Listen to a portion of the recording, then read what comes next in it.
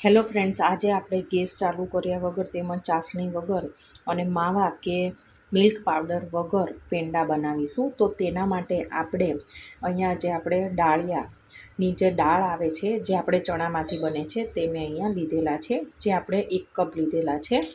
અને તમે વજનમાં કરશો તો 250 ગ્રામ જેટલા આ થશે.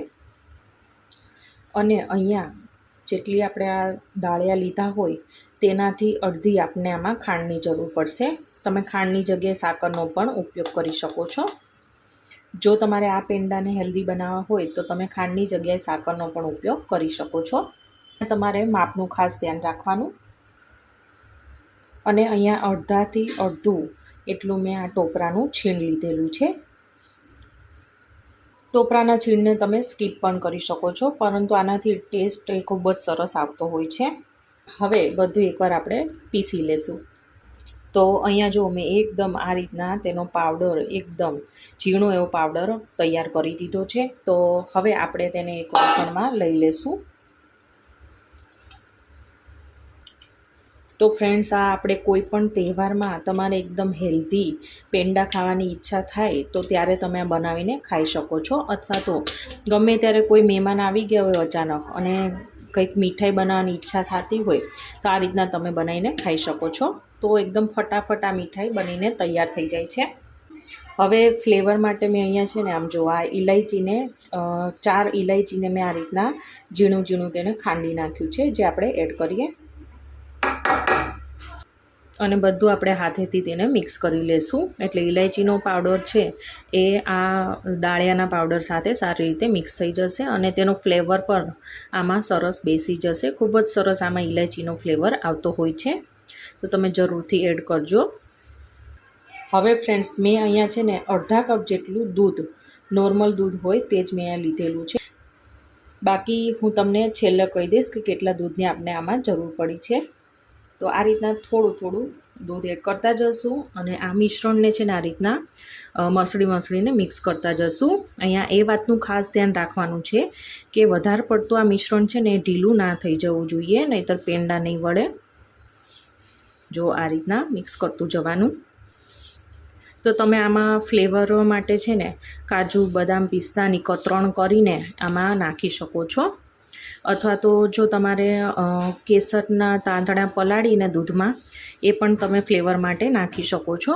હું તો અત્યારે ફક્ત ઇલાયચીનો ઉપયોગ કરીને જ આ પેંડા બનાવવાની છું. અને તમારે જો અલગ અલગ કલરના પેંડા બનાવવા હોય તો માર્કેટમાં ફૂડ કલર પણ અવેલેબલ છે. યલો કલર આવે છે, લાડવાનો કલર હોય છે, પિંક કલર આવતો હોય છે, ગ્રીન કલર હોય છે, એમ અલગ અલગ કલર આવતા જ હોય છે. તો તમે એ પણ યુઝ કરી શકો છો. તો આ પેંડા બનાવવા બહુ ઓછો ટાઈમ જાય છે અને ફટાફટ બનીને તૈયાર પણ થઈ જાય છે. અને વળી ટેસ્ટમાં એકદમ સરસ લાગે છે અને બનાવવા તો એકદમ સહેલા છે. તો મેં તમને ફ્લેવર માટે અલગ અલગ 2 થી 3 ઓપ્શન આપ્યા. તો એમાંથી તમે કોઈ પણ ઓપ્શનથી આમાં ફ્લેવર આપી શકો છો પેંડામાં.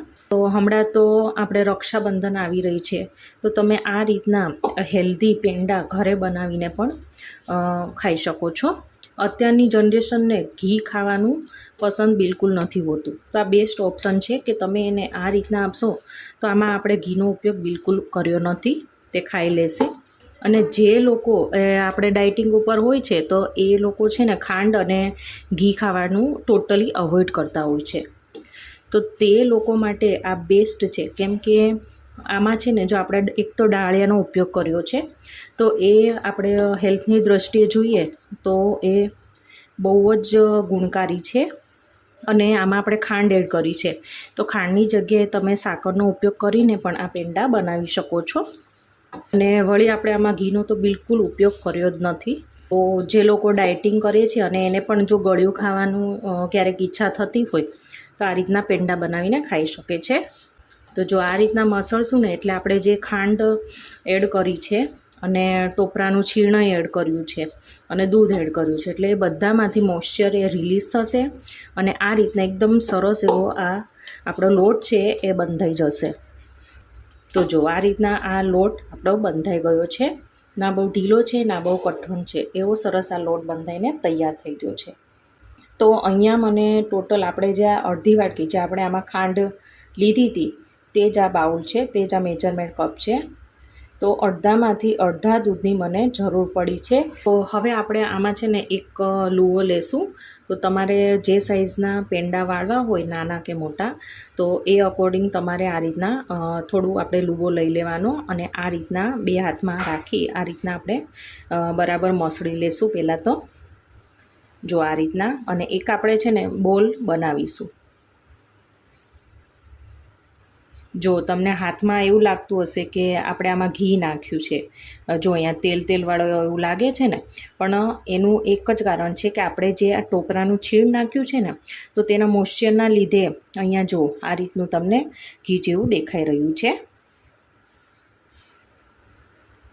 તો છે ને એકદમ કમાલ કે ઘી નાખ્યા વગર પણ આપણા હાથ છે ને એ જો ઘીવાળા થઈ ગયા છે. વળી આ દાળિયા એટલા ગુણકારી છે ને કે તમે બાળકોને આ એકસાથે 5 થી 6 ખાઈ જશે ને તો પણ તેને વાંધો નહીં આવે.